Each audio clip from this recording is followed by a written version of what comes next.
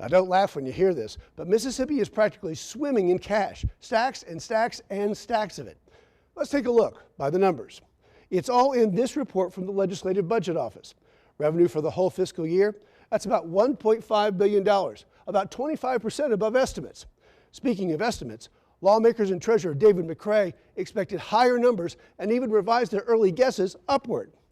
When the checks came in, the number blew away even their higher estimates. So how far off are those experts? Well, check this out. Revenue came in at $502 million higher than those revised guesses.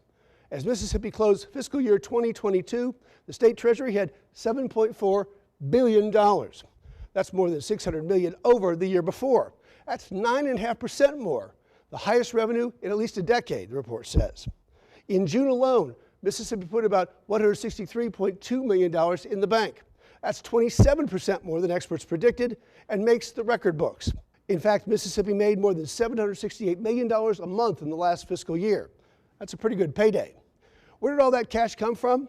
Well, Mississippi took in more in every single category except for beer and alcohol, which dropped about 4%. Kind of strange considering it's a pandemic.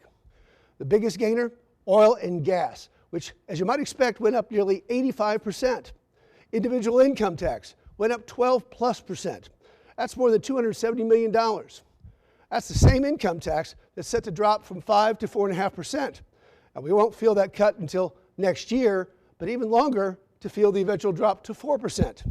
All this cash helps explain how Mississippi can lower that income tax. In fact, the governor wants to get rid of income tax altogether, but lawmakers need convincing, and it may take a few more years like this to get them there.